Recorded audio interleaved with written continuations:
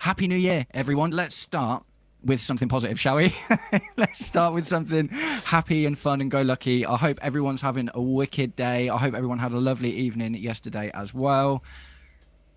And yeah, man, let's get into it. So, I'm Matt from the Stanford Sink. Obviously, you all know me already, but I've got a team together for today because my heart can't handle the hurt on my own. I am drafting in support and backup in order to get us through this. So, it is my distinct pleasure to introduce again, because we've done a collab together already, but this is the first time he's joined us on a live. Jay from Talking Chelsea. Jay, how are you doing, my friend? Thank you for inviting me on. I'm great for this, but I am not in the best of moods. It's not been a happy start to the new year. But besides that, we'll get into it. Yeah, glad to be here, man. Thank you so much for the invite. No, my pleasure, man. My pleasure. Always good to just to chat with you, man. You're a nice guy, and I feel like you bring a bit of sanity into the mix, which I desperately need at the moment. Today's been all over the place, but yeah, I appreciate it, man. Thank you. And of course, if you guys have watched any of my lives or videos before, you will probably recognise Kai from Behind the Dugouts. He has also posthumously agreed to join us for this one, which I'm very, very grateful for. Kai, how has your day been, my friend? Absolutely load. I don't want to swear. No. But I really want to. It's been I missed fireworks yesterday, but I didn't need them because I got frigging fireworks this morning. It's been a joke of a day, and we're gonna get all onto it. But other than that, my New Year's was all right. Yeah, good, man, good, good. Right, so that's all of the positive stuff out of the way for the entire evening. So let's just get onto it, shall we? First, I would obviously like to welcome the guys in the chat. Daniel Knight, big up, always glad to see you, my friend. And Omar, absolute legend, thank you for joining us. We will be getting into your comments over the time, but just before that. So I woke up today with a bit of a fuzzy head from last night, and obviously I look on my phone and the first thing I see is substantiated reports from things that me and Kai had actually talked about yesterday about Maresca potentially looking to resign. When you see that kind of stuff from Sky, you know it's like a timer, don't you? You're like, this is a ticking time bomb. And lo and behold, the news arrived. So before we get into any of the absolute detail, I'll just want to get into your guys' initial thoughts. Like, how did you feel? What do you make of it? And I'll start with Kai. Kai, tell me what ran through your head when you found out. Like, I'm still trying to work out whether it's resigned or sacked. By the way that the wording is, I think he's gone. I've had enough. Yeah. Which, when you think back, it was pretty much Everton. After the Everton game, that was like a catalyst of something's going down. And it's just gone worse and worse since then. And it's gotten to this point. But do I blame him? Absolutely not. No. Absolutely not. When he come in last year, I gave him, it was like a free run for him last season, and he done more than what was expected to do. Mm-hmm. But when he come in, everybody's saying the same thing, or at least I was, most people, that if it doesn't work out, we know who to go to. And I'm sure we'll get into a bit of that later. But if it doesn't work out, because this was the guy, right? This was the guy that was going to lead us to the promised land and bring everything together.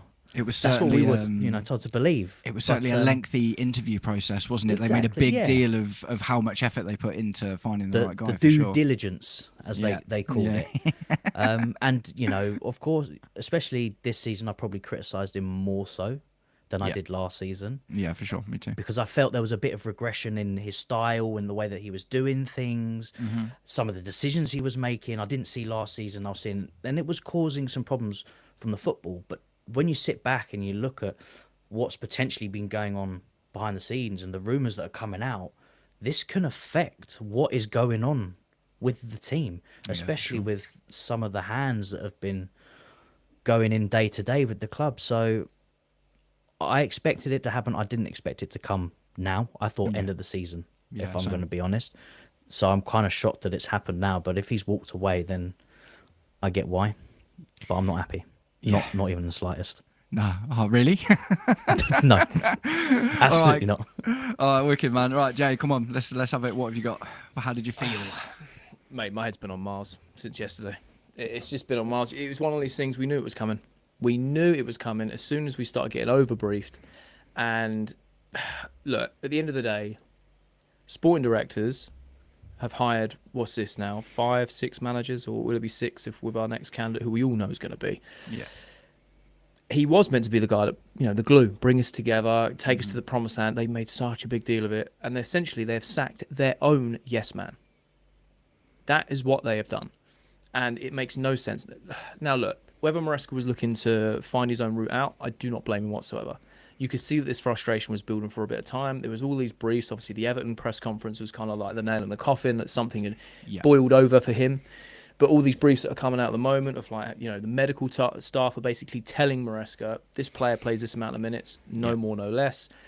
Like, there's so many restrictions put on him.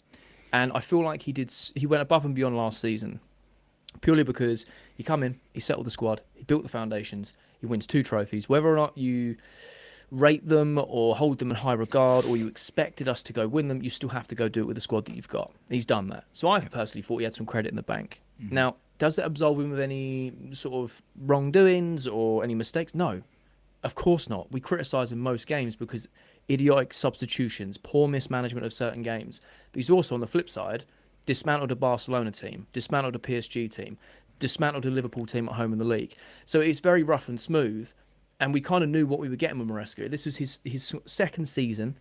And, they say it in the musician world, like second album syndrome. Yeah, it's very much the same with, it's going to be like, okay, what we're going to do this season. And I don't think the December helped him, because it's the 3rd December in a row where he's had similar form. He did it at Leicester, goes on to win the championship. He did it last season with Chelsea. We then go on to achieve what we achieved. We know this season, okay, it's getting quite concerning. Do I think 1 win in 7 games is a sackable offence?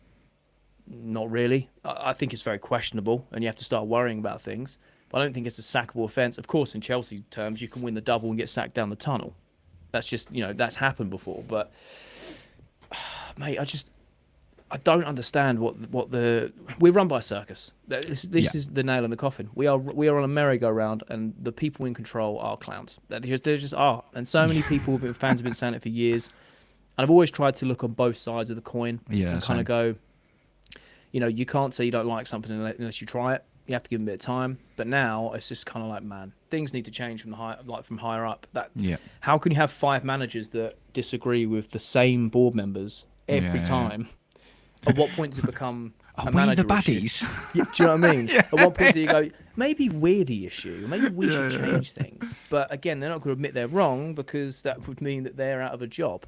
And, people like to get paid and pay rent. So it's just crazy. I feel like we have regressed a little bit in terms of the football inside this year. I think that's very evident, very, very evident. But at the same time, look at the window Maresca was rewarded with after winning the Club World Cup, after winning the Conference League. He got Garnacho, João Pedro, and Liam Delap, basically, and was told, "Oh, you've got no Levi Colwell. You need a centre back. Nah, don't worry about it. You've got Tosin, you've got Badia Shield, and you've got Chalobah. Deal with it." And you're just like, wow. I don't know, man. All over the place. There's so many parts to it. So what I'm finding about what's happened today, really interestingly, is kind of exactly what you've both just hinted at. Is almost all of the anger is being directed at the ownership, the structure, the model, and I do understand that. But for me, there are 2 conversations going on at the moment, and I don't disagree at all that the reason that we are not challenging for a title and the reason our squad is not good enough to take us there is 100% because of the owners, 100%. But I've been annoyed at Maresca recently because going into this season, I was looked at the squad that he'd been given, knowing that it wasn't good enough and that the owners hadn't done a good enough job. And I was like, well, they can't be expecting him to challenge for a title when that's what they've given him. So obviously, for me, the remit this season is not win the title, win the Champions League. It's going to be improve on last season. So in terms of that, I do take some issue with how Maresca has conducted himself, if I'm completely honest, because I think that's fair. I think it's a bit too easy to say this is because of the owners, and then I'm looking at the moments, the situations. You mentioned it yourself with weird substitutions and stuff. I'm like, is the ownership the reason that we didn't beat Leeds? Is the ownership the reason that we conceded 2 long throws against Bournemouth and we've got 2 points from 2 games against Bournemouth in the last few weeks or whatever? Honestly, no. Now, I also agree with you. I don't think it's a sackable offence to win 1 game in 7 or 2 games, because it was Cardiff as well, wasn't there? Or I guess it's weird, because it's Premier League or whatever. But I actually don't think he was sacked. I think that he has walked. I think that he has pushed this to be where it is, because it doesn't make sense for the owners, man, because we know, so they've had a little shortlist going on for a while, and I think finding out about that shortlist is probably what has set Maresca for the most part, in the mood that he's been. It's always about having a contingency plan. That makes a lot of sense. Do you know what I mean? Yeah. I think every club does that, just in case. But I see like Maresca in the, you know, who's obviously, it's been since the Everton game, hasn't it? That's when the kind of the writing was on the wall, kind of thing. But yeah, no, man, I think it's kind of two different conversations that we're having. Like the ownership conversation is 100% there to be had, but I don't think that he's been sacked, and I think that it's a little bit too coincidental, all the other news that's coming in around it as well, like the Man City stuff. Do you know what I mean? Like David Ornstein had been sat on that news for ages. This isn't like brand new. That wasn't something that he found out that day. Maresca has been on a shortlist for Man City for a really, really long time, and he chose to drop it after Maresca came out in the press. Maresca coming out in the press puts pressure. He probably wanted to get sacked so he could get paid out, but because he was already not enjoying stuff, he's played the game. Yeah. But he's walked away. That's the thing, is all of the words surrounding it are saying parted ways. Do you know what I mean? Rather than, it was the same as Pochettino. Do you know what I mean? They parted ways as well, and there was no payout. I think that's really important. So I do think that Maresca's walked away, if I'm completely honest. I think that it, like the owners, looking at how long it took them to hire Maresca in the first place, they probably would not have engineered themselves into a situation where they've got 4 days to replace their man. Well, obviously, you know, we'll talk about the Man City game in a little bit, but they wouldn't have wanted a quick turnaround. They like to take their time with these things, don't they? So they, you know, I would have thought they'd have been, because the other noise that we've heard has been he's got January to turn it around before. You know, and that was probably all going to lead to the end of the season. Like Kai said earlier, man, I think that I was kind of expecting it to happen at the end of the season, but I am shocked it's happening right now. I think it's the timing side of it. Yeah, for sure. Yeah, for sure. Right, let's have a little look through some of these comments, then, shall we? I think I might have a new handy dandy little feature. There we go. Hold on. Hey, so Daniel Knight, win, loss or draw, Blue Coat out, get them out, win Stanley and Stewart and Joe Shields out, it's time to go. R.I.P. Claude. I said this from day one, if Enzo... Oh, no, it's gone. I said this from day one, if Enzo Maresca goes, wrong sporting director, have to go, I've done projects. And that's kind of, you're done with the project, that's kind of what you said at the start as well, isn't it, Kai? Like, you know, straight away, like it kind of falls to them with disappointment in the first place. I just don't think you can get away with spending nearly £2 billion and have no accountability and no repercussions, no sackings, no questions asked. Yeah. But when you've had 5 managers all going, we need this or we need that, and they're going, it's my way or the highway. Like, at what point do you have to start looking inwards? Do you know what I mean? Yeah. I know that Maresca isn't a saint, nor was Pochettino, nor was all these other managers, but of course, it's wild. Yeah, it is wild, man. 100%. So we've got Omar, nice and simple one. Well, can't say it fairer than that. Do you think that's how we all feel? I've got a really interesting one from Couture Criminal, which is going to take us nicely onto our next topic of conversation, which is about who is going to be succeeded by. Couture Criminal says, the first black manager since Ruud Gullit.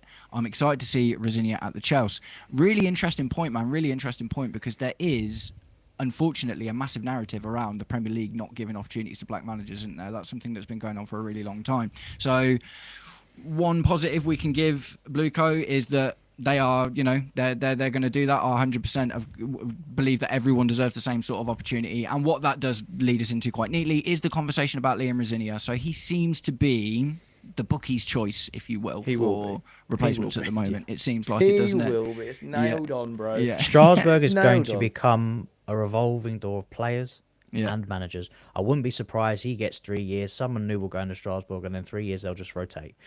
That's what I see. That's what it's going to become, and it's Liam's on the Eurostar. Do you know what I mean? Yeah, he's on his way. I'm coming. He's on his way.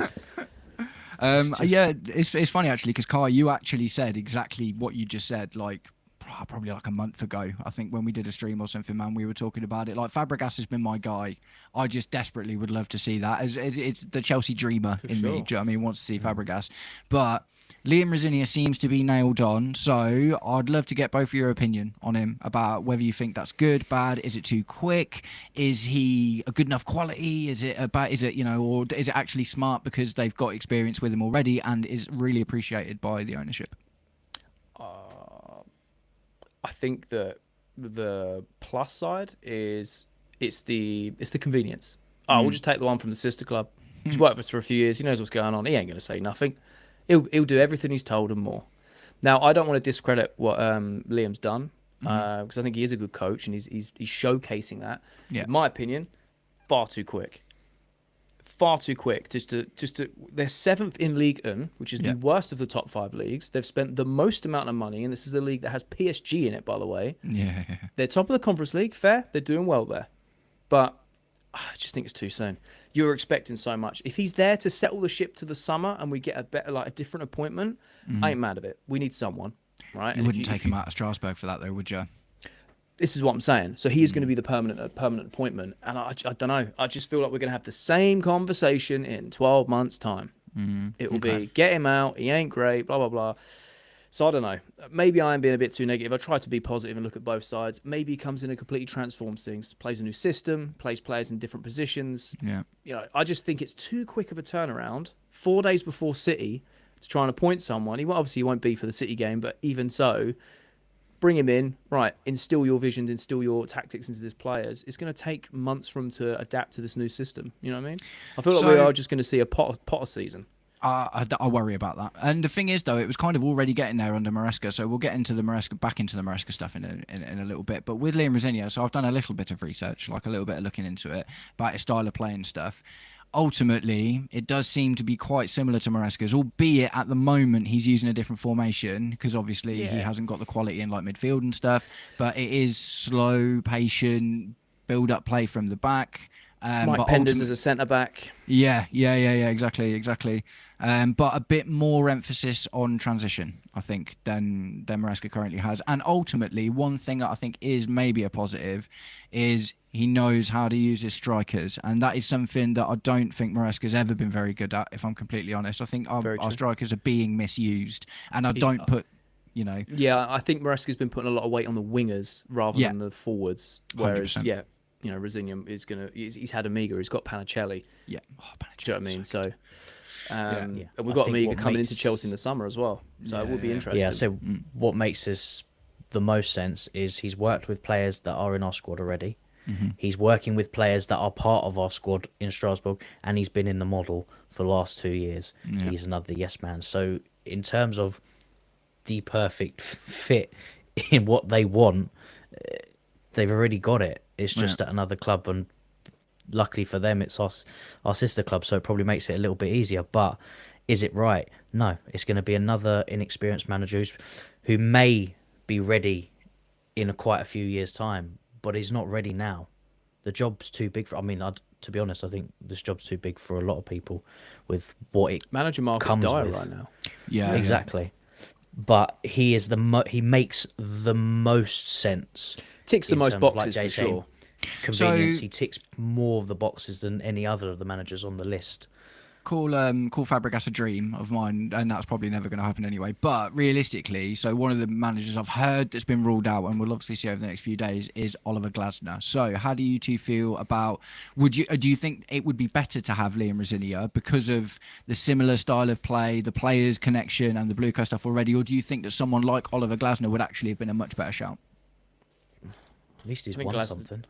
He's overall at this stage in their career. I think Liam's going to go on and have a fantastic managerial career. You can see that he's learning his craft. He's got a passion for it, and he's doing everything he can. You can see that. It's not to discredit him. Yeah. As of right now, Glasner's on fire. He's taken that Palace team, made them a very hard team to beat, hard team to break down. He's won 2 trophies with them. Yeah. The difference is he has spoken out against the owners of Frankfurt when he was there. He has spoken out against Crystal Palace saying, I need financial backing. He's in the squad.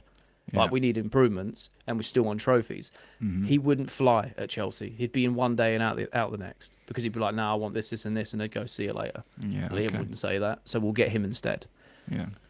Personally. So it's a weird one, isn't it? Because Liam Rosenior is almost even more of a yes man, and not necessarily in his personality, but through the job, he's had to be more of a yes man than even Enzo Maresca has, because Liam Rosenior's squad 100% gets bought and sold for him, and he doesn't get to make decisions. They sold one of their midfielders to Sunderland for 30 mil this season. They get Diego Moreira, they get Mati Samugu, they get Paez, they get Mamadou Sarr loaned back and forth. They got Ishe Samuel Smith, and then he got taken away, and then they got Ben Chilwell. Do you know what I mean? So the one thing that I think might work, like, I'm trying to think of positives here at the end of the day. Do you know what I mean? And one thing I think that might work with Liam Rosenior is he is used to working in a even harder situation than we have been. Because yes, Maresca hasn't been bought the things that he needs ultimately overall, but compared to what Rosinia's been going through in terms of he's had two almost different starting 11s in the last 2 seasons, bar a couple of players. Do you know what I mean? So I think that maybe there's something good in there that Rosinia will be walking into a squad with some settled players that he knows he will be keeping long term, rather than if you play too well this season, I might lose you. Do you know what I mean? Because Chelsea will buy you, or we'll sell you, or do you know what I mean? At the end of the day, Strasbourg are a selling club. And I'm just before we get into a few more comments, I'm just going to throw in a tiny little conspiracy theory here, a la Liam Rosinia. So also, one of the reasons it might work is not even necessarily from the obvious Chelsea angle, but because Strasbourg are doing so well, right? If they get into the Champions League next year, we won't be able to use them next year as this multi-club model team that we have been with all of the buying and the selling. That's basically why Crystal Palace got demoted to the Conference League, even though they got into the Europa League. Because I think it was the guy from Marseille owned more than 25% of both of the clubs. So basically, maybe Strasbourg are doing a little bit too well. Do you know what I mean? Because if Strasbourg actually manage to get into the Champions League next season, the Chelsea owners, so Blueco, won't be allowed to be involved in them. They'll have to hand off, and they have to announce it like a month or two before the end of the season. They have to hand off the handling of the team to a third party, essentially, for that season. And I think the maximum amount of players transfers in and out you're allowed is 2 in that situation. So there's also another thing, isn't it, that if Strasbourg do carry on doing really well under Rosinia, they get into the Champions League, all of a sudden we've cut off one of our little spaces to send and buy players and use them as that sort of thing as well. So like I say, a bit of a conspiracy theory there, but I'd be interested to see what you guys think about it. I mean, it makes sense by the rules, I suppose. Yeah. Well, yeah, but it also means that we would also need to get Champions League football. And does it look like we're getting Champions League football this season? We can all wish, we can hope. Yeah, fair. All right, also, cool. Yeah, go on. Do you know who he played for? Was it Derby? Brighton. Yeah, he did. Brighton, yeah. He did. Yeah, He no, played you're right. Yeah, his last 3 years of his career, I checked that out today. Actually, yeah, he's another. Oh, Of course he did. Of course he did. One of the things that I'm slightly concerned about on his part, if it is him.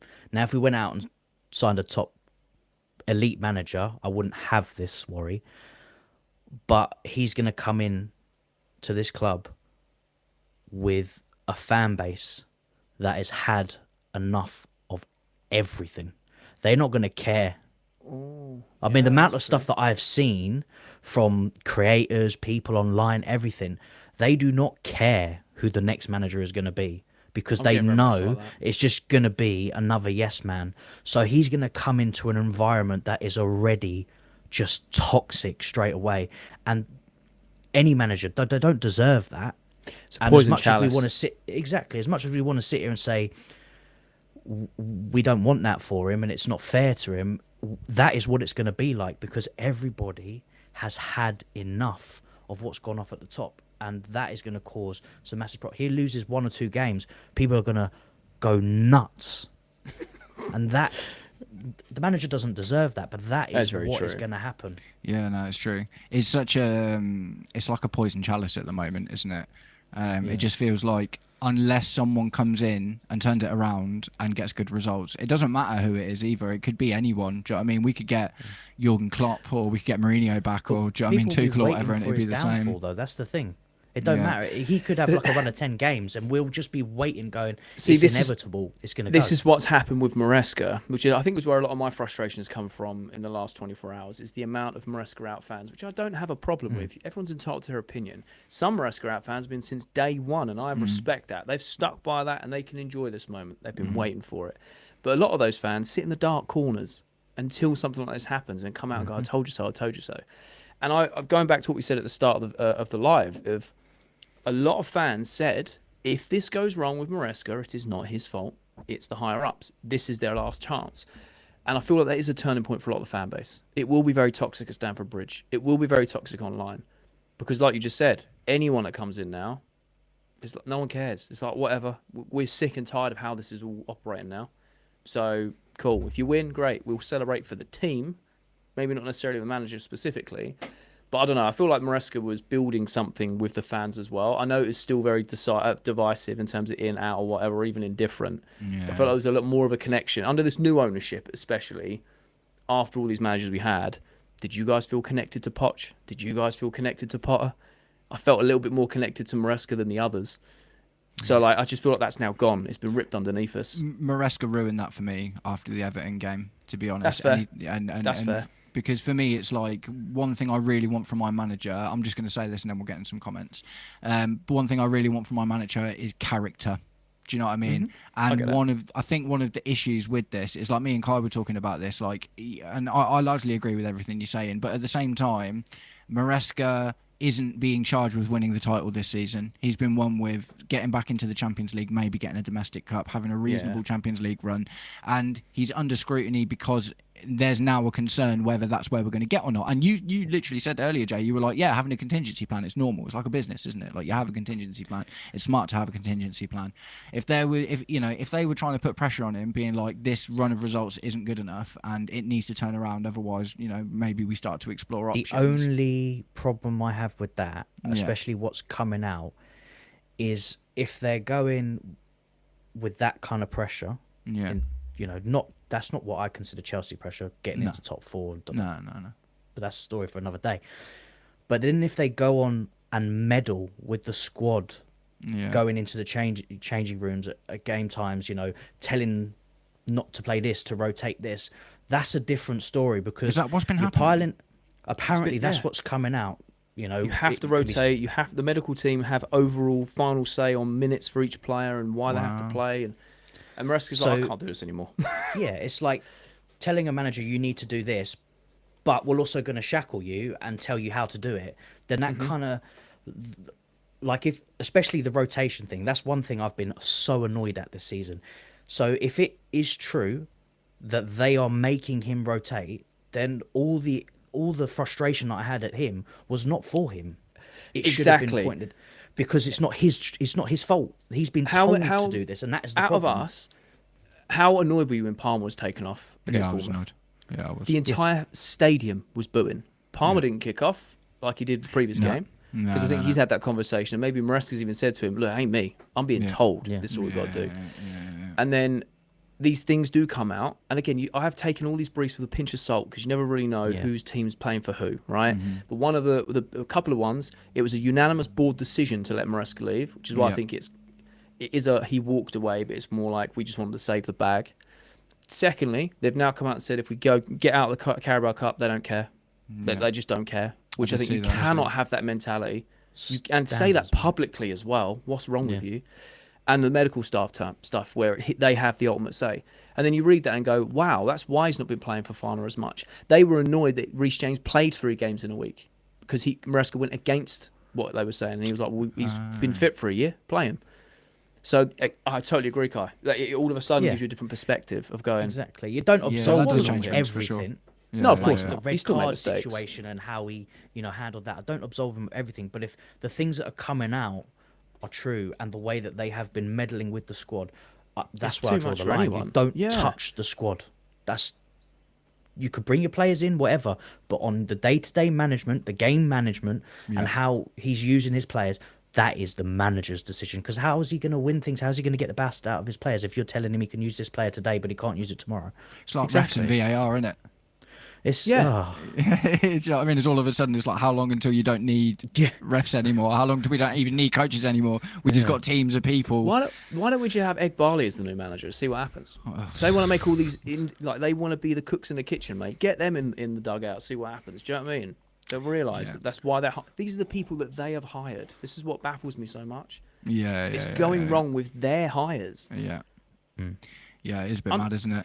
So under Abramovich, sorry, I'm just going on a bit of a It's all right. I'm just going to just give a few big ups to the comments. We got a few people in. Guys, also remember, if you haven't already, do give the stream a like, because that will help us get out to more people, and then everyone can watch me, Jay and Kai implode about the mess that is Chelsea at the moment. And it's cinema. If nothing else, Chelsea is terrible at the moment, but this is absolute cinema, isn't it? Let's be completely honest.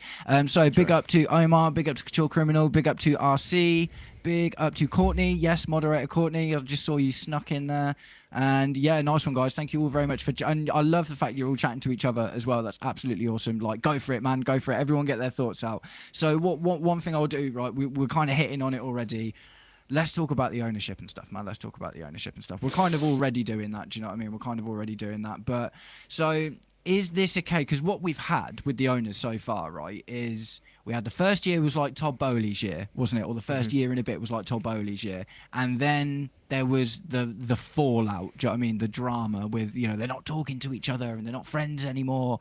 And then there was loads of talks about they're trying to buy each other out and all this, that and the other. But as for the most part, it seems that Eghbali's mostly been in control for a little while now.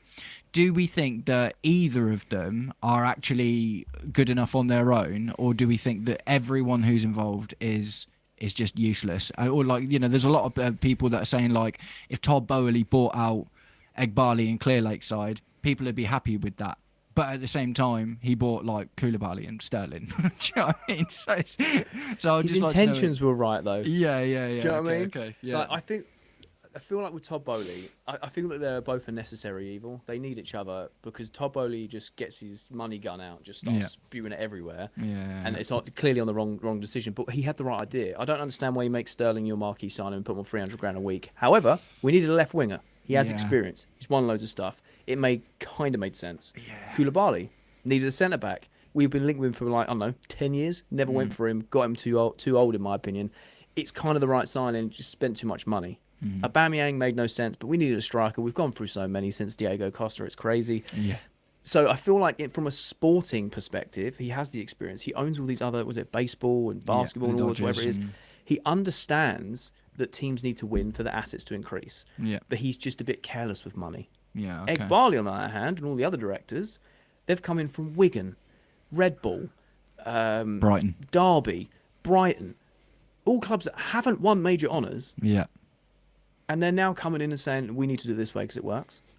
How do you know what works? Do you know what I mean? Like, so I think there is a clash. And like I said earlier, if Eghbali is beefed with his own business partner and goes on to do that with 5 managers, there must be a problem there, you know? Yeah. At what point? It's a bit of a strange one, isn't it? Because Eghbali feels like the silent partner. Do you know what I mean? It's like Todd Bowley was very much like out in the front, wasn't he? He was on the front lines, like doing the interviews and the press runs, and do you know what I mean? Be like, we're gonna smash Madrid 3-0 and like, do you know what I mean? We're gonna play 4-4-3. Yeah. And Eghbali, I don't think I've ever heard him speak. Actually, I don't think I've ever seen like an interview with him or anything. So the thing is, like, I guess I can see it. I get the concept, right? Is you take Brighton's idea and you scale it up with lots more money. That's essentially, in a nutshell, what they're trying to do, isn't it? Do you think that could ever work, or the model just needs redoing? Because I don't think we can just go back to the Roman days where we just throw money at everyone all the time. And the expect thing it is, to the work. Brighton model, whatever they do, it's not just about buying young players, though. No, that's true. They got a freaking James Milner. He's like 50. So the model that Brighton impose, yes, they can try and scale it up, but they're not doing it the same way because we're going young players, young manager. Let's put it together and see if it works. So it's just not technically the same model, is it? They've dialed it up to 12. They've gone, right, multi-club model, loads of youngsters, send them all there. We'll invest hundreds of millions into, you know, the likes of Caicedo and Enzo and whatever, and other players around the pitch. We've had a few hits, a lot of misses. So it is, and Brighton have sprinkled in the experience. They've got it perfect. Also, Brighton aren't competing for top 4. They're not competing for domestic trophies. They're not competing for anything other than just coast at what they're doing, develop the youngsters they get in, the gems they find, like a Caicedo. Do you know what I mean? And then go, right, you can have him for 115 million. They're laughing.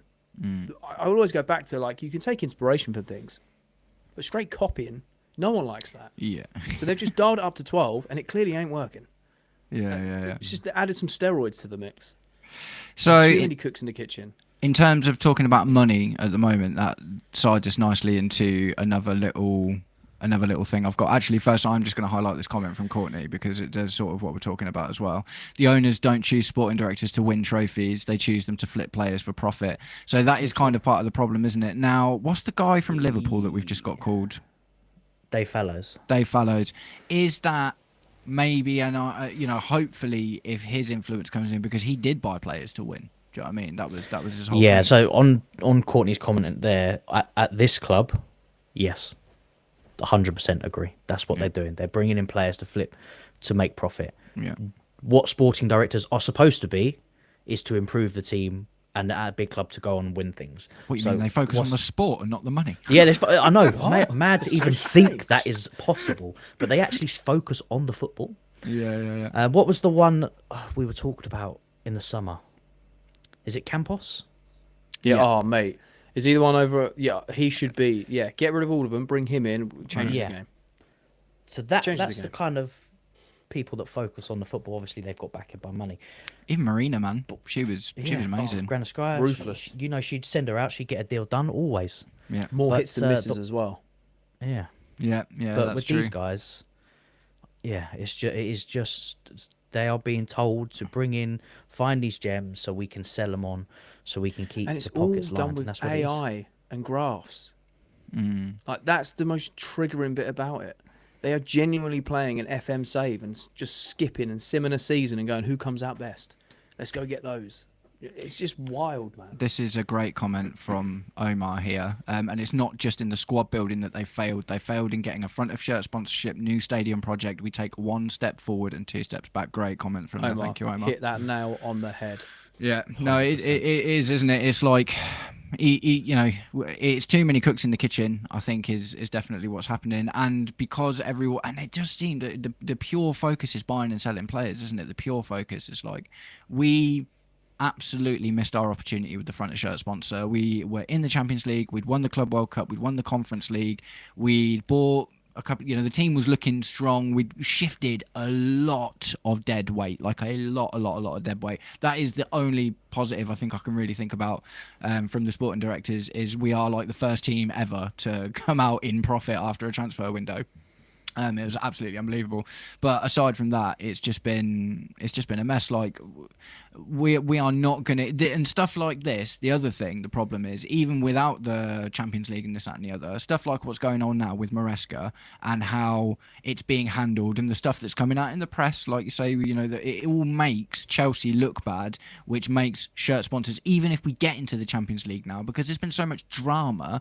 It's like, and because we're such a basket case club, they're going to be like, do we want to sponsor you for 5 years, really? Like, what, you know, how do we know that you're not going to be in the Championship in 2 seasons? We've also got the UEFA restrictions for the next few years. We've also got the 74 charges looming over our head, which, from a fan's perspective, I just don't think anything's going to happen to that. I think we'll navigate that perfectly fine. We'll get a slap on the wrist or a fine, just like City. You know, they've been kicking the can down the road for years. But from a brand's perspective, they are huge red flags. Yeah. So that's true. I think if you've just won the Club World Cup and, like you said, just shifted off a load of dead word, made record profit on sales, and you still can't capitalise on that, it's like the peak of marketing. Yeah. And they're like, I think they're being actually, too we greedy can't. in it. Yeah, facts. Yeah. That's what it is. 100%. I mean, grassroots footballs have shirt sponsors, front of shirt sponsors. Grassroots. I remember And covering Chelsea this. can't. Yeah, it's crazy. I remember covering this across the summer, and one of the briefs coming out was brands were walking out of the room laughing at what we were asking them to sponsor us for. Oh dear. They were coming in and they were walking out laughing because we were asking for too much money, and they couldn't see the ROI on it. They were like, "Wait, what? You want 70 million a year? You must be smoking something." Do you know what I mean? What's going on? The best deals in the league aren't even that much. No. I think the highest was it not Chevrolet when they sponsored? Yes, it's Man either United? I think it's United and then And that was Liverpool like- very close as That was well. like Like, 60 mil a year, wasn't it? That was like the biggest that we'd kind of seen at the time, and that was, I think, it was like 300 mil over 5 years, wasn't it? it's crazy. Yeah. So I have a bit of a loaded question, actually. There's something that I have been thinking about for a while because of the rhetoric that I've been seeing coming out from some sides of the fan base, not all sides, but I'm just curious. It pertains to the ownership, and what I see a lot is fans saying it's time to take aim at the ownership. It's time to put pressure on the ownership. What does that look like? How effective could it be? And is it really, how possible do you think it is that fans could actually affect whether the ownership stay with the club or change their model? I will take you back to this time last year when there was a protest outside of Stamford Bridge, and the fan base was split. Half of the fans were up for it. The other half of the fans were going, "What are you talking about? We're second in the league right now. It makes no sense why we're doing this." And then we go and batter, what was it, Sunderland, Southampton, 5-1 or whatever it was. So it made it look like it had no value. Looking back at that, It's almost like they were ahead of the curve. And now there's a lot more fans that are annoyed. It's like, actually, yeah, we should be doing something like that. Yeah. I genuinely don't know, because owners, sporting directors, anyone high up, they don't get sacked. They leave on their own accord. That's what happens. Yeah. However, I look at Germany, where every single club is owned by the fan base. Yeah. By 51% to 51%. 49 or whatever it is. So there is proof that it can work. The tickets are cheaper. The availability's there. They have a say in their club. The owners are custodians of Chelsea Football Club, which is an institution. Yeah. They need to treat it with respect and not treat it as an asset. And I know that it's hard to say because it is an asset and they are going to want to try and make money on it. But it's just... I don't know. I don't know how much of a difference it would make. Yeah, I'm just curious because it's like I see it from a lot of fans at the moment. Do you know what I mean? And I understand it's like, you know, we are obviously getting to a point, especially if the rest of the season goes badly. Do you know what I mean? If we have a bad rest of season and we don't finish in the Champions League or we don't win a cup or something, and it looks like categorical regression again, and promises have been broken because it was only supposed to be 4 transfer windows until we were challenging or whatever. So yeah, Kai, what do you think, man? And it's genuinely an open question. I'm just curious as to what the fan backlash might look like and how effective it might be. I think the fan backlash is going to be bad. It's going to start this weekend, even if we win. I don't see. You can see us winning. I know, blasphemy that is. Yeah, cool. But it's going the to be most Chelsea bad thing to do, though. Yeah. To go there with no manager and get 3 points at the Etihad, and then lose 6 on the bounce. You know what I mean? Sorry, 100%. Carry on. 100%. No, but it is right. That's literally, we've had occasions where we've done that before, but I don't see the backlash and anything change because you've got the side of the fan base that were not happy from the start and have made that evident all the way through. Then you've got the other side of the fan base who were sitting there going, if he gets sacked or leaves, we're going after the directors, all of them, not the manager, because they made this decision. So now they're all going to be grouped together. So I don't see it changing.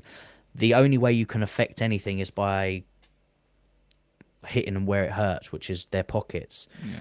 I can't sit here and say that nobody's going to turn up to Stamford Bridge and watch a game. I have a caveat to this because this is a very popular theory, and I've thought about this. That's what they want.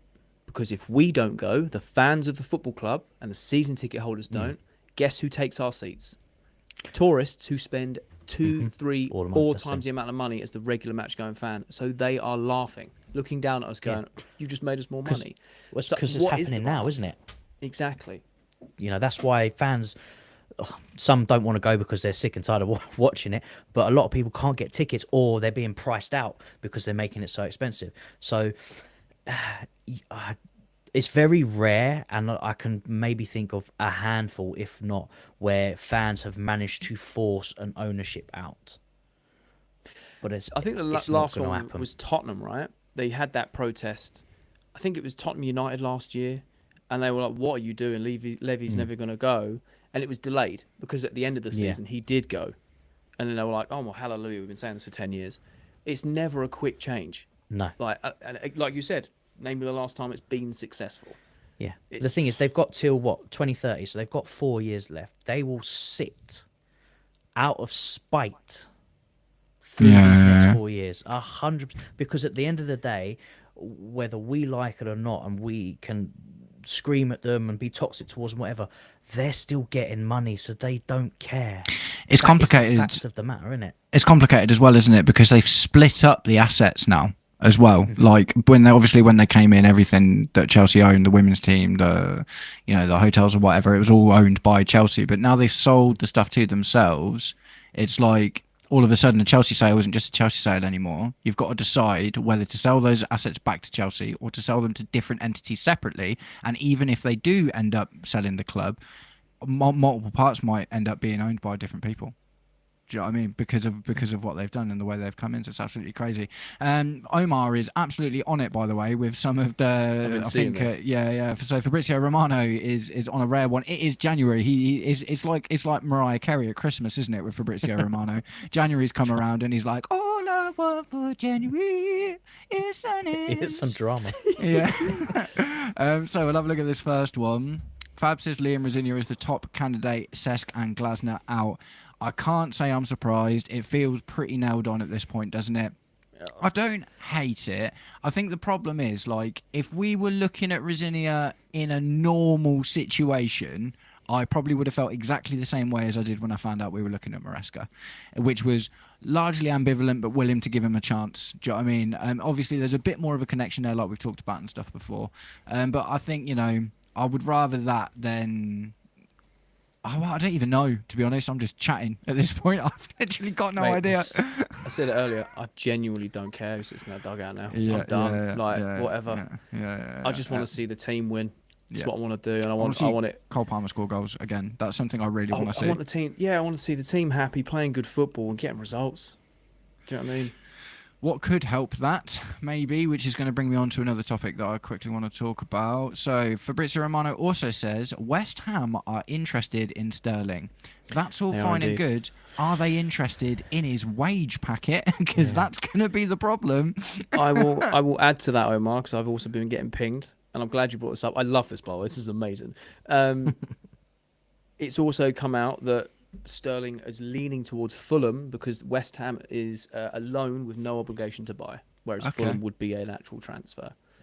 So, look, top 2 names on the transfer list this January: Disasi, Sterling. They're going regardless. I think it'd be hard to shift them, but that totally makes sense with the Fulham thing, because what I have seen quite a lot about Sterling is his absolute priority is security for his family. Do you know what I mean? It's like that's why stay in London. He turned down moves to America. He turned down moves to Saudi Arabia. I think Leeds were interested in him a while ago, but he wants to stay in London. And ultimately, if a team is willing to pay for him, and do you know what? If he takes a pay cut, I will have immense respect for him for that, because that is really rare. You don't see that very often at all. No, true. And what Chelsea have also said, we did this in the last few days of the summer window with Sterling and Fulham, is Chelsea said, we will write off 20 million. You pay us 20 mil, we'll pay the rest of his wages out, so we don't make no money, and you give us 20 million, you can have Sterling. The only thing is that's the Tyreek George thing gone, isn't it? I don't think it will happen this January, but I think Leeds are really interested in Tyreek George at the moment. And Disasi at the moment. Interesting. I think he'd do a job there, Yeah, definitely. I actually think he would. I think Disasi is not a top 4 Premier League player, is he? But I think Disasi could definitely do all right. So this neatly brings us on to something else I want to talk about with everything else that's going on. Do you guys think that all of this, Maresca, Liam Rosinia, whatever's going on, do you think this affects the plans for the January transfer window or not? Nope. They made their plans very, very clear for months and months and months. Or lack thereof, as it may be. Yeah. And we've spoken about it many times, Matt, where the squad is not built for the manager. No. It's built for anybody to come in that built is for spreadsheets. Stylistically, the same. That can just come in, no matter who we've brought in player-wise, they can just pick up where the last one left off. Do you think, though, that if it is Rosinia, for instance, do you think that there could be like a little surprise in there, like? Because obviously, if Strasbourg replace their manager as well as Chelsea replacing theirs, which is what we're talking about, you can expect potentially Strasbourg to drop off. So could that facilitate an early move for Omega, something like that? Potentially. I'd love to see it, but then again, you're asking, what do you do this end when you have the likes of Delap, João Pedro, and Mark Guiu, where the owners want to raise their profile and they want to develop them and they need to kick on. You then bring Omega into that. We're all screaming for just someone to hit the back of the net, so we want anyone to play who's going to play well. Mark Guiu, we can't loan him to anybody, right? We can't sell him to anyone apart from Sunderland. Sell him either. You're not allowed to play for more than 2 teams. So. Yeah, that's the thing. It's not even just a loan. Or is that only Premiership? Was it football in general? I think it's football in general. I could be wrong on that, but my general understanding is that you are only allowed to one player is only allowed to represent 2 teams in a season. Maybe that could be like he could go to like the Brazil League or something, because their season's just finished, doesn't it? Their season's just wrapped up. Or like maybe America. Oh, yeah, or the MLS or something like that. Maybe there's something like that if a season ends at a different time, because that is the they're going to go into the beginning of their new season, aren't they? So maybe there could be like an early sale or something. But other than that, I'm pretty sure it's not to do with like the governing bodies of football. It's like a player individual thing. You're not allowed to represent 2 clubs or more in than a 2 way, clubs there in would a be season. space anyway, though, because if you drop João Pedro and keep him as a 10 and rotate with Palmer as a backup, then you only have Liam Delap and Mark Guiu, which is not enough. Very true. Yeah. So, But then how much do they want to hit Strasbourg? That's the thing. You want to take their manager and take one of their best number 9. This is where That's we'll the see thing. how much of an asset stripping owners they are. Yeah, that's true. You can't argue they are because they've pumped so much in. And fair enough. I think that's the one thing that you can say they have done. Even though they spent the money very poorly, they have put in a lot of money, right? Because it benefits them. Yep. When it comes to Strasbourg being the sister club and essentially a feeder club, this is where we get to see the other side of them of, oh, we're in trouble. We'll take your manager, we'll take your best players, and we'll just leave you to figure it out, whatever. Yeah. We'll see if that happens. I think because of that, they won't take the likes of Amiga and Mike Penders and all the other players that are expected to come in until the summer, because it gives them time to go, we know we're losing these in 6 months. We need people to come in. You know? I don't know if it benefits Clear Lake and Blue Card by doing that. Yeah, I think the thing is, Strasbourg needs to remain relatively healthy for this to work, doesn't it? Unless we send players their way. Yeah, well, sell a few more. Yeah, I mean the thing is, like, if it wasn't for the Mark Yu situation, Mark Yu to Strasbourg for me would be 100% nailed on already. Maybe even Liam Delap, man, because I'm not gonna lie to you, Liam Delap, he just needs to go and play somewhere at the moment, and Ben Chilwell's already over there as well. So do you know what I mean? But it is a complicated one. Definitely, he was still on our books, mate. He's gone under the radar for so long. Ben Chilwell is a Strasbourg player now. We sold him to Strasbourg, didn't we? And that was another absolute nightmare of a situation, because we had academy player Ishe Samuel Smith, really, really, good upcoming left back, was seen as good enough to get a proper move, was sold to Strasbourg for money, right? Then, right at the back end of the window, it's like, we've got to get rid of Ben Chilwell. What do we do? It's like, we'll send him to Strasbourg, and it's like, we can't. We've already sent them Ishe Samuel Smith.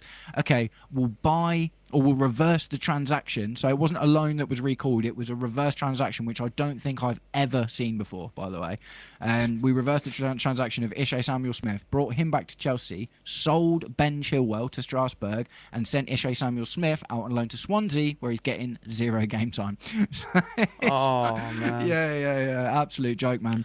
It's calamitous, man. Like you said it earlier, Jay, like clown show, man. Some of these moves have been really, really, really bad. It's just embarrassing, man. Yeah, no, it is. And this is the reason I wanted to ask about, like, the, what can fans do and this, that, and the other, because the thing is, like, I have been purposefully for a long time not getting on the gravy train of Blue Co out and this, that, and the other, because I do think I generally like to focus on the here and now. Do you know what I mean? And I think that it's so difficult to push them out that I don't think it's necessarily worth something entertaining, because I think it's so unlikely. But the truth is, there's just almost nothing else to talk about anymore, is there? It's like you can only they've left us no option. Yeah, they've left us no option but Yeah. the fans to point at the owners and say, right, it's you guys now. You got to go. You've Yeah. had your chances. Yeah. Do you know what I mean? You've had your That's manager. like you You said, spent Jay. your money.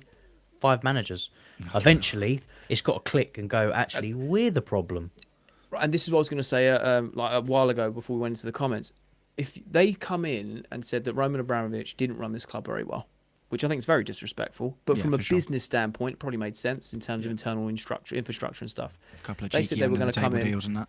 And they were going to fix it and they were going to do this, blah, blah, blah. Yeah.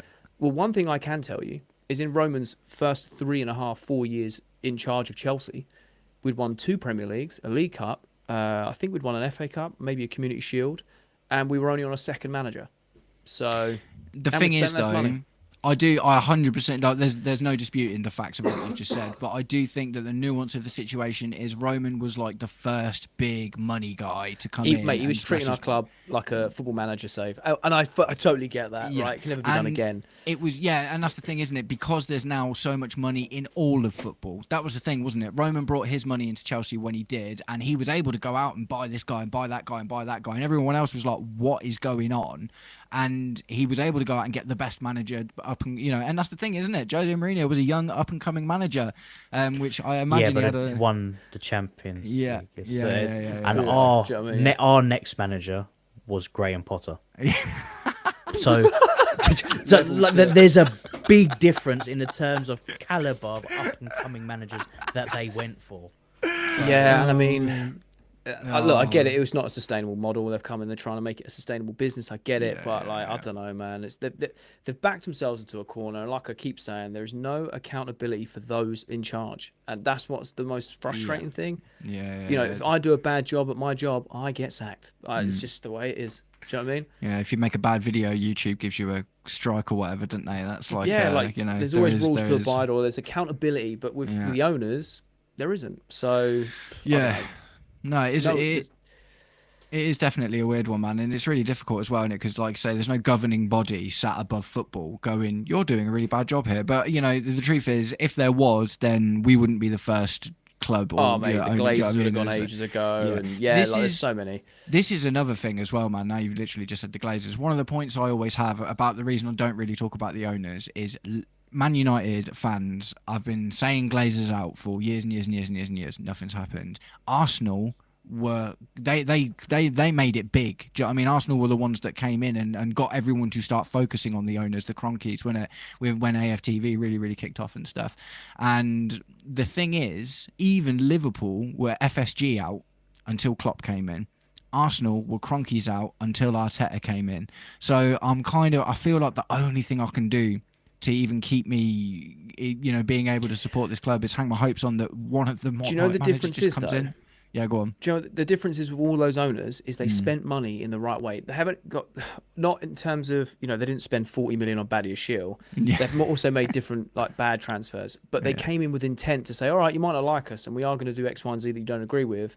However, here is a load of top class players. Oh, we're bringing in Jurgen Klopp, an unbelievable manager. We're going to give him the tools, give him the time to see what he goes and does.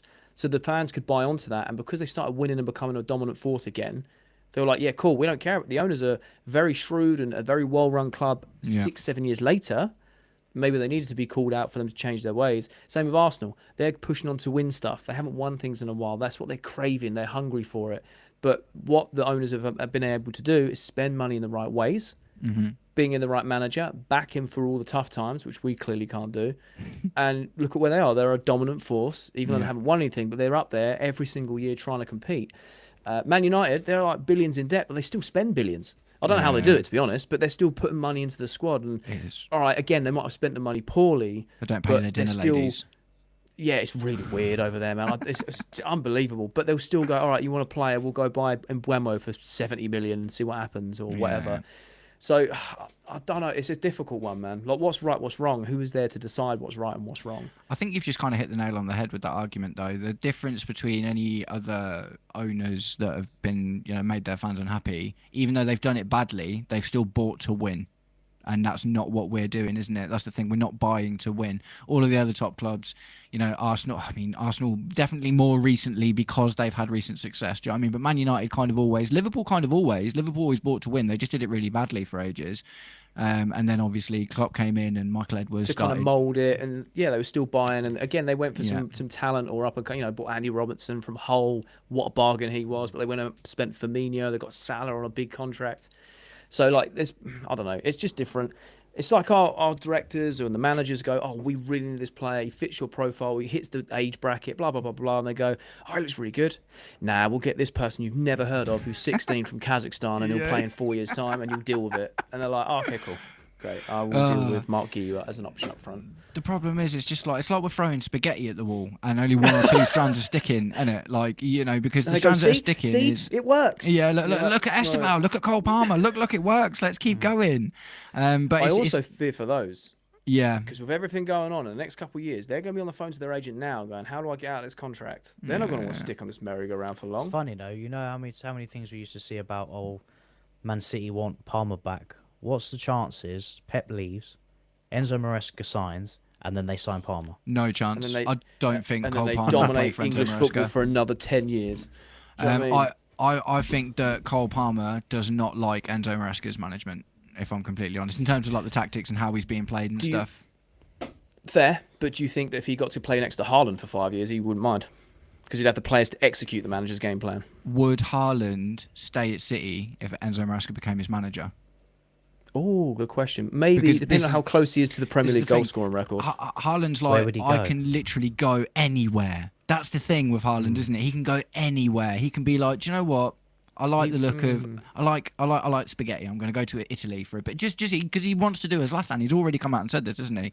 Not necessarily the Zlatan thing, but Italy, he wants to win every single big league. Do you know what I mean? So the thing is, it can't get better, realistically, than Man City with Pep Guardiola.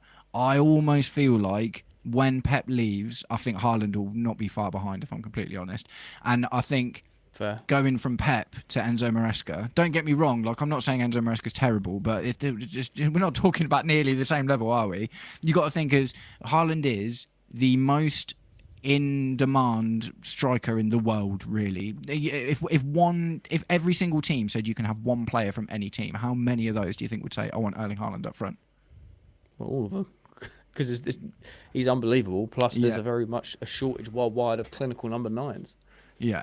So yeah, I'm not convinced that although I love the drama. Do you know what I mean? The drama of The you know, storyline Cole would be Palmer WWE. going to Do you know what I mean? Wins but the league next. I'm not. I think the thing is, like, I think Maresca will go to Man City and they will give him a similar situation to what he's got at Chelsea, but they'll just buy him better quality players that aren't so young. I think because the sporting directors, all of the infrastructure for Man City was set up for Pep before he got there. Do you know what I mean? It was like a years long thing where was it Shiki Begistrian? I can't remember how to pronounce his name, but he was like the technical director at Barcelona when Pep was there. Pep went on his sabbatical, then went to Munich. Shiki went straight to Man City, started setting the whole thing up for him. So, you know, I think that they've kind of got their Barcelona way now, haven't they? Man City have got their Man City way, and I don't see Enzo Maresca going to Man City, if they even do go for him at all, and him getting there and getting the same level of gravitas and responsibility that Pep Guardiola got, and the same amount of trust. I get that, but he'll definitely inherit a better team. Yeah, definitely, Period. 100%. But He'll be I able to just mean execute like stuff.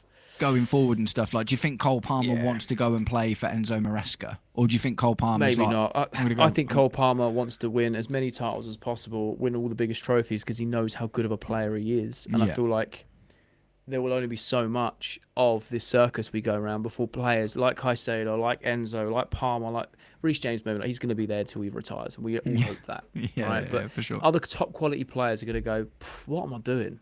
I've got a very short career. I'm a very good player. I've won some trophies here. Yeah. This is a mess. Oh, this team looks all right. They're doing all right. They want me. Like, cool, I'll go over there. Play there for a few years. All right, got a couple of questions. One interesting one, I think, from going back to the owners again. One from Omar. We kind of mentioned it before. Do you think we are better off if Bowley buys out Clearlake or if Clearlake buys out Bowley? I think if we were forced into those two situations, personally, I guess you'd rather Bowley, just because you know that he's more concerned with like building a team to win. Yeah, I'd back that. Yes, Less And two that'd evils. still be picking one of the two evils, isn't it? the thing is, the Just Bowley that's situation wouldn't be the same because we didn't have a sporting director when Bowley went rogue and started like spending all the money. Do you know what I mean? We didn't have a sporting director at that time, and he appointed himself as it, didn't he? So I think the difference would be like Bowley would be filtered through at least one sporting director. Yeah, or the sporting director would have a list of players going, oh, we need these. And Bowley would be like, oh, okay, cool. Yeah. That makes sense. Or Yeah. I'll How much add do a you name need? to the list. Yeah, Yeah, yeah, do you know what I yeah, mean? yeah. So I think there'd be more freedom.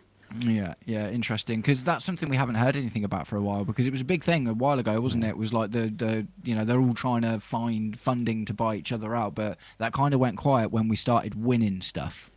And that's normally what happens, isn't it? It's like, oh, I hate you. And it's like, what's that? We're winning. Yeah, it's all great. Yeah, I definitely think with Bowley we'll probably see a step away from just buying youngsters, because when Yeah. he came in, it was, I mean, he was He went talking for- about buying he went for, Ronaldo like, at one point, didn't he? Superstar names. Yeah, exactly. Yeah, he went for names. So you, And we ended up though with I- Koulibaly and Sterling. Yeah, exactly.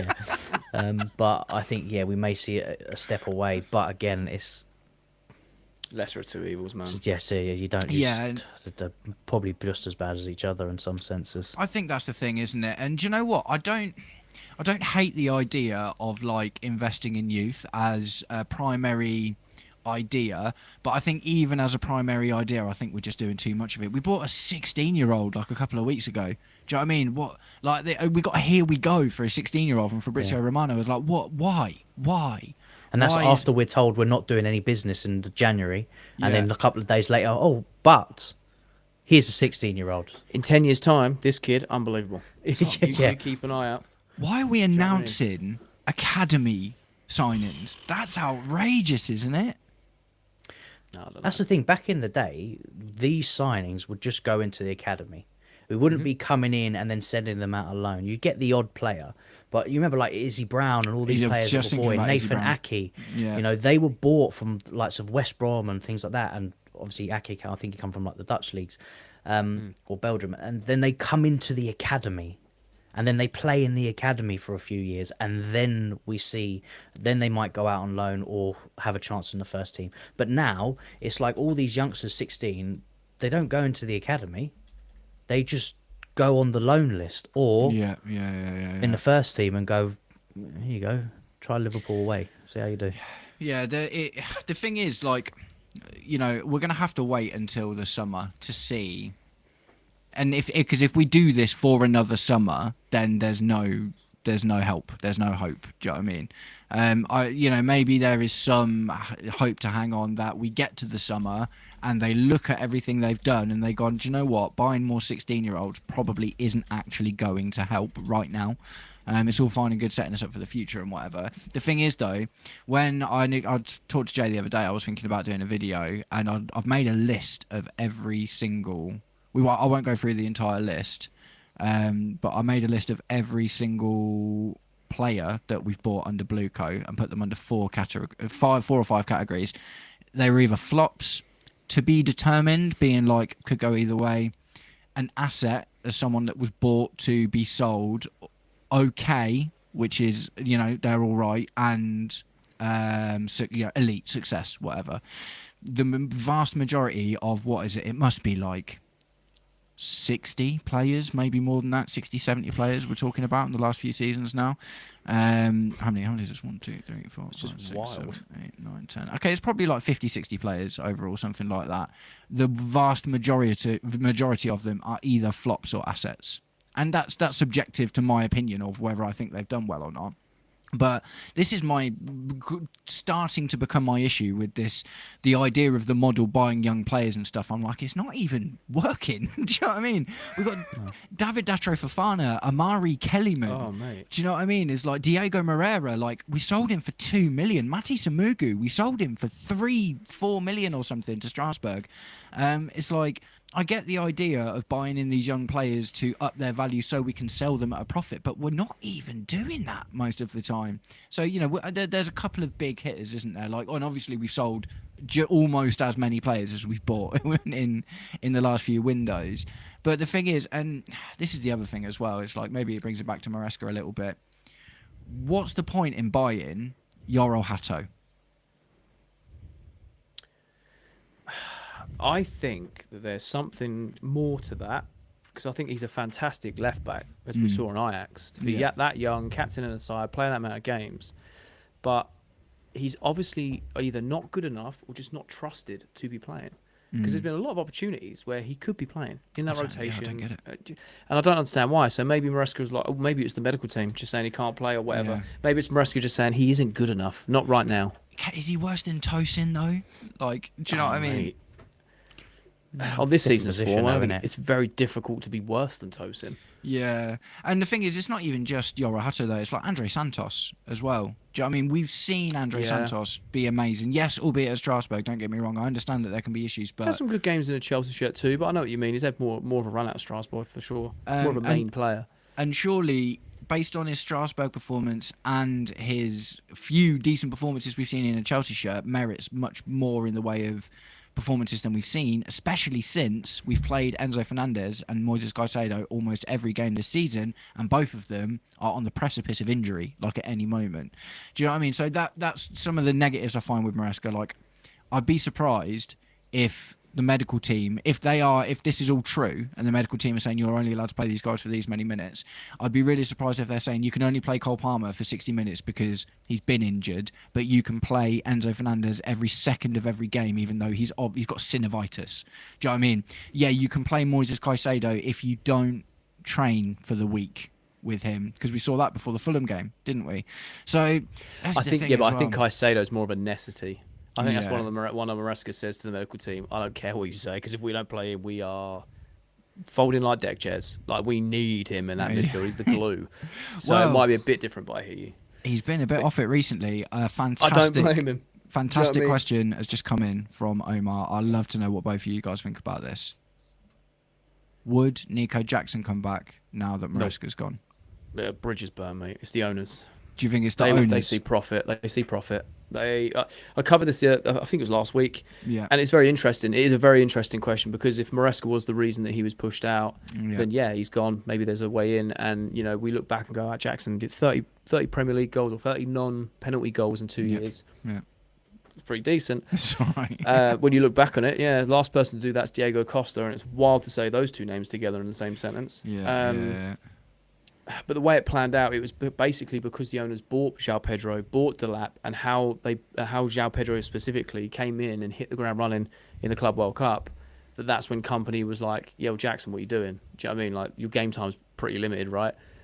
And he was just kind of like, "Oh, well, and that's gone really suppose." well because now he's getting loads of game time. It's crazy, right? It's mathematically impossible for Jackson to fill the quota that means that Bayern Munich or trigger the buyout clause. They got him at the perfect time because he's at AFCON right now, banging in goals for Senegal. Do you know what I mean? So like, he was never going to hit it anyway. No, that's true. That's true. What do you think, Kai? They knew what they were doing. On the Nico Jackson. I don't see him coming back. Well, he's going to come back, and then he'll be sold. Yeah. He's not coming back to play. They wouldn't have gone out and bought. Oh, I mean, they might have gone out and bought Omega, but he was already at Strasbourg, so technically, that's a shout. To be fair, so they wouldn't have gone out and bought him if there was a slight inclination. And when they Jackson did, they said he was basically a Nicholas Jackson type profile, but better is what they were saying. And Ali Barak come out the other day and basically said, "Oh, Jackson's always loved Italian football. He'd love to play there one day." So I think he's planting the seeds for the summer to basically say, "Yeah, we'll go maybe Serie in A Milan." For a bit. Oh, Milan or Juventus. But they haven't got much money. But that's the thing, isn't it? Because we're not going to take less than 50 for Jackson. I think you are right because we've taken 14 for a loan, which has reduced that asking fee to around 52, 50, 48. So it does reduce it a bit, but God knows. A lot of Serie A clubs don't have the money to spend. I was going to say, like, I think it would suit Jackson very well, but I don't see Inter Milan being like, here's 50 mil for Nicholas Jackson, who's played 14 games for Bayern Munich last year or whatever it is. Do you know what I mean? Difficult one, man. Difficult one. Right, what else have I got in my little... okay, so we kind of talked about it. So, I'll ask a bit of a general question. How do you honestly think that... Do you think that we can come back this season? And I don't mean like title challenge or anything silly like that. Do you know what I mean? But do you think that regardless of all this, we can still hit what most of us wanted to see, or the minimum expectation of what most of us wanted to see at the start of the season, which was Champions League and a domestic cup? I think absolute best case scenario, we scrape top 4. I don't think we win a trophy, which is a shame because I feel like we're in a good position to at least go for the Carabao Cup. I know we've got Arsenal, but we're very well built for cup competitions at the moment. Absolute best case scenario I think for us is all right, we might scrape a Carabao and top 4, but realistically I think best case is top 4 scrape in it, and that's clutching right now going on based on current form and the change of manager and who comes in and how things change. But nah, not really. I think we just kind of sit around 10th. Which is wild because, again, that's me. I don't want to be disrespectful to Liam, who's going to be the guy that comes in, because it means he'd have to be horrendously bad for us just to plummet down the table, because Maresca's guaranteed us, at least not relegation, because we've got over the point threshold. And I don't want to not back the new manager, but I don't know. I just think it's such a sharp turnaround, change of tactics, change of system, in the thick of 2 months where you've got 18 games to play. I don't know. I think it's just amalgamation of spaghetti hitting the wall. Yeah, because there's going to be a change, isn't there? The style's going to change. No more inverting fullbacks, which means the players are going to have to probably learn a slightly different role. And we may see the best out of some players that we've not seen this season, but there's so much that will need to be done in such a congested fixture schedule. Which is we might actually see players being played in their right positions, though, so that'd be refreshing. Yeah. Honestly, this is like, I'm again trying to think of what the positives and the benefits are, right? It's new manager bounce. Maybe we get a little bit of new manager bounce. That'd be nice, wouldn't it? The other thing is, one of the issues I've had with Maresca is overcomplicating stuff, man. Do you know what I mean? Overcomplicating stuff. I never need to see 3 fullbacks in midfield. I just don't think anyone really needs to see. And do you know the annoying thing is, like, we've got 2 amazing actual fullbacks. 3 amazing actual fullbacks. Cucurella, James, and Gusto are really good fullbacks. Maybe Reece James carries on playing his midfield position due to his physical condition. I think he's found a bit of form in doing that as well. Yeah. But I'd be happy with Malo Gusto as an actual right back. Do you know what I mean? Because that's how we beat PSG. An overlapping one. Yeah. Are you telling you don't want to see Cucurella as an inside forward? You mean what? Shadow striker Mark Cucurella? Like, Second 10. Do you know what I mean? oh mate. The thing is, like, do you know what? I loved it when Pochettino introduced the idea of the inverting fullback in a Chelsea team, and he did it with Mark Cucurella because Mark Cucurella played as a six that dropped into left back. It was like, oh look, we actually allow our other players to get further up, but Maresca just took it to a whole new level, man. A whole new level. Cucurella, go get me 10 goals this season. Do you know what I mean? He got 7 last season. 7 goals. It's crazy. We don't need a striker. We have Cucurella. Not only will he defend, but he'll also get on the end of crosses. So I don't necessarily think we're going to see the Strasbourg formation just because we're getting Liam Rosenior either. I don't think that we're going to necessarily defer to like a 3 at the back, even though they still play passing football. Do you know what I mean? They are generally like a possession-based team. I don't think we've actually got the players to play a proper 3 at the back. Do you know what I mean? So I think the formation will stay the same, and I want Cole Palmer to get somewhere between the freedom he got with Pochettino and the handcuffing he got with Maresca. I think so. One really interesting thing actually, me and Kai did this video yesterday where I went on Opta and I looked at the zones of domination.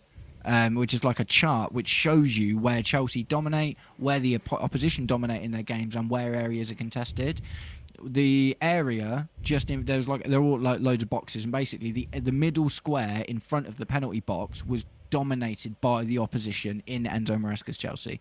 So it's like that's where Cole Palmer should be. Do you know what I mean? That's where João Pedro should be. Like, so I would like to see something like that come back in with whoever comes forward. Is like, let's get Cole Palmer in his best position, playing where he naturally, because he's been trying to kind of do that anyway recently. I noticed in the Aston Villa game he kept starting these little 1-2s and running into that middle space, and he just kept getting farmed out wide to the wingers, and it's just like, why Do you reckon we could see a 4-3-3 come back?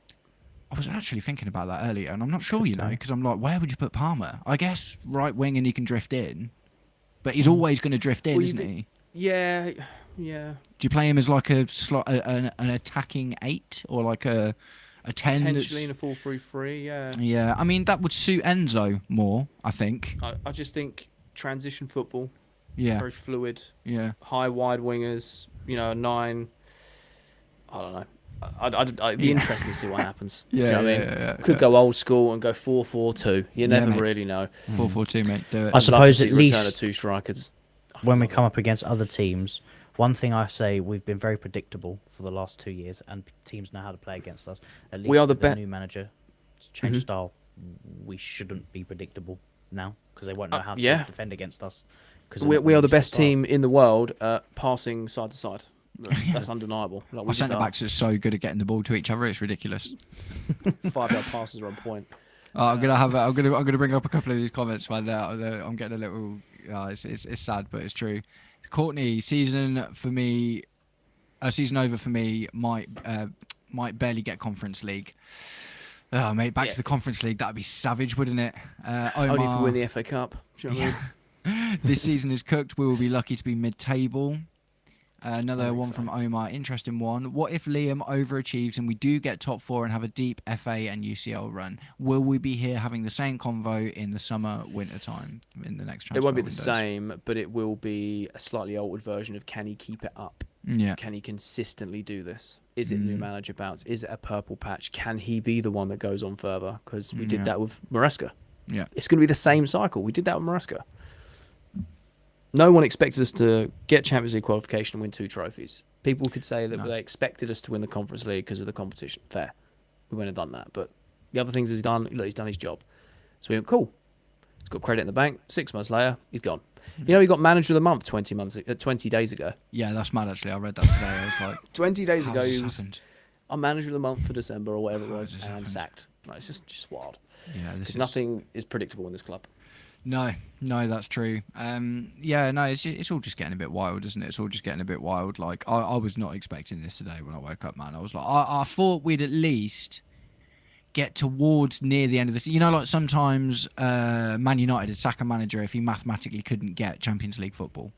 Do you know what I mean? We've seen that Fair. before, haven't we? So I mean, I thought we might be on for something like that.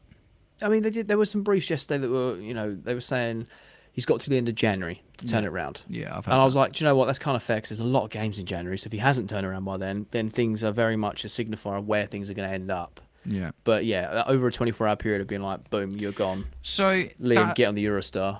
That's a really interesting question then. So if Maresca would have stayed for January and got 2 wins in 8 games, do you think it'd have been all right to sack him? I think it would have been more. I think it would have made more sense in the eye of the fans because the pressure would have mounted up. Because we've won 1 in the last 7. You then add 3 wins and then plus 8. My maths is terrible. 15. Then all of a sudden you're like, maybe we need to think about this. Do you know what I mean? What's going on? We would be floating around, where Bournemouth are right now. But yeah, if he went on this January and he won 50% of those games, you go, okay, cool. Maybe he does need the backing he needs in the windows, or we see out to at least the end of the season when the initial assessment was going to take place. Yeah. So I kind of always maintained that there were 2 states to play for me. I think that if Maresca was given better players, he could do a better job. But I also, at exactly the same time, think there are other managers that could come in and get a better tune out of this squad as well. Fair. I think that's fair. I think both could be correct. Yeah, it's like they're not mutually exclusive, are they? Which is why it's a difficult conversation because both things are true. We just happen to have found ourselves in the hope that the thing I didn't. Rosinia, I'm still not sure. Like I'm up for giving the guy an opportunity and I'll back him. Do you know what I mean? Of course I will. Absolutely. It's like resetting my expectation of the success at the end of the day. And I guess one interesting thing is, even though he's like quite closely connected to Chelsea, I don't really know much about him in terms of character and stuff. I haven't seen a huge amount in the way of interviews or press conferences. And Strasbourg have had some big results, man. Do you know what I mean? They've had some big results. So it'll be interesting just to see what he's like as a guy. Dominic's in. Yes, Dominic. I just read that. Yeah. That's amazing, Dominic. Hope you're having an amazing time, bro. Happy birthday for your dad. Yeah, nice one, man. Nice one. Apparently, Maresca's P45. Legend, Dom. Always good to have you. Glad you caught the end of it, man. I think we probably will start wrapping up soon.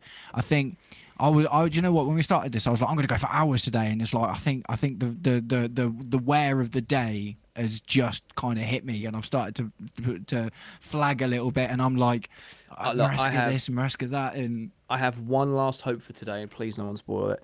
I unfortunately fell asleep before Stranger Things finale came out last night. Yeah, which is the only reason me and my wife were awake, having a few drinks, seeing the new year in.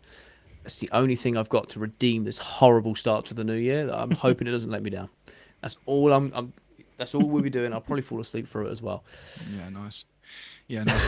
I just bought Star Wars Outlaws on the PS5 because it was like £20 on the sale. I was like, yeah, I'll have a bit. Yeah, of that. why not? So that's what I'm going to do with my evening. What about you, Kyle? What are you saying? Oh, you're on there. I know what you're doing. Elden Ring, Yeah. yeah. Sweet. Literally. This guy loves punishing himself. Yeah, mate. Yeah, 100%. Yeah. I platinum that game, man. I must hate myself. I'm a Chelsea fan and I platinum Elden Ring. I'm a literal sadist. It's ridiculous. This should be waters off a duck's back for you then. Do you know what I mean? Well, up until today, I've just kind of been alright with everything, and I started to crack a little bit. When Maresca came out in the press saying what he was saying, and I was like, no, don't be like that, man. Do you know what I mean? I'm like, be cool, Maresca, be a cool guy. That isn't cool guy stuff. And now after today, I'm just like, mate. And the problem with this is, I've kind of mentioned it in the stream already. I've been putting off laying blame at the owners, not because I don't think they're to blame, just because I think that it's unlikely to change. We can talk about managers and players changing, and we can imagine what things might be like, but we're not going to get to vote in new owners, are we? At the end of the day, exactly. But this has forced me to, for the first time since I've been a YouTuber, to really talk about the ownership. And that is tired me a little bit. Do you know what I mean? Because I'm just like, it's been there this whole time, and I've finally let it out. Look, and like, imagine if you're one of these creators that's been doing that content for solely that content for the last 3 years, mate. I just couldn't. One thing to end it on. Like, this is my stream. Sorry, just one thing to pop in. You've been watching Talking Chels. the Porto manager, Francesco Ferrioli, has told the Porto fans, "We continue together," seemingly ruling out the Chelsea job. Okay. I mean, it would have cost 13 million on his buyout clause anyway, which I think is ludicrous for us to go do when Liam's on just on the Eurostar, but Liam's on the kind of writes Eurostar. him off too. Yeah, He's there, mate. Yeah, Feet up, reading his book. Do you know He's what sat having a glass of wine, reading a book right now, isn't he? Reading Maresca's Yeah, tactics. he's so going- pick he's- up where he left off. He was loving it last night, going, 2026, I'm getting a payday. Yeah. And I'm going to take one of the best best clubs in world football. He's Right. living I love large, it. but I'm going to highlight this Ridiculous. last comment and then we'll start wrapping it up. Another interesting that. one. Thank you very much, by the way, Omar. You've been on fire tonight, mate. What's interesting is I saw a few Man U creators and they all sympathise with us and understand how we feel and realise that the ownership is the problem. That's kind of what I was saying about as well, man. Do you know what I mean? It's like, I just don't want to get dragged into that sort of creators that just talk about the ownerships all the time. But the truth of the fact is, like we said today, there's just nowhere else to go, man. It's like we've just hit a brick wall and painted on it is Egbali's face. That's literally what it is. They've backed us mate. into a corner, and the Yeah. fans are going to act like jackals now. Do you know what I mean? Yeah. We've got nowhere else to put our anger. It will be really interesting to see how the match going fans are at the City game. Won't it? Is it at home or is it at the Etihad? We're away. We're at the Etihad. We're away. Yeah. Okay. if it was it at will be home, hostile. ooh, Yeah. it's that's going to be definitely- the next home game is going to be hostile, regardless get- of who comes in.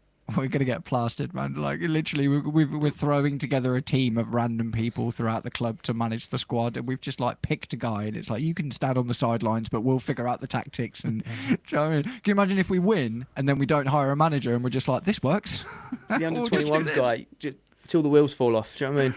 Oh, nice one, guys. If any of you, just before we wrap up, if any of you watching haven't given the stream a little like yet, give us a little click-a-roo, because it just really helps the channel. It gets the stream out to more people, and they can watch it back. And hopefully they'll have a good time. And I hope everyone here has had a good time as well. So, guys, I would like to give enormous thanks on the first day of this wonderful year to my panel of Jay from Talking Chelsea and Kai from Behind the Dugouts. If you are here through my channel, you've probably already found Jay. You will have seen Kai before, but Kai's on the road to 500 subs, man, and let's help him get there. Get over to Behind the Dugouts. Get there, bro. Get clicking on that channel, and then we'll do more stuff like this, man. We'll do more stuff like this. For sure. Always a pleasure. Yeah, Always man. a pleasure. So wicked. Thank you very much, gentlemen. Any closing statements? Any closing statements? Can only go up Be from one hell here. of a ride. That was very Rapid. different. I've just been like torn in two different directions. All right, nice one, guys. Thank you very much for sticking around until the end of the stream. If you did, everyone that got involved, all the likes, comments, we love you all. You're a bunch of absolute legends, and we'll try and do this again soon, man. We'll try and do this again soon, hopefully under better circumstances. Take it easy, everyone.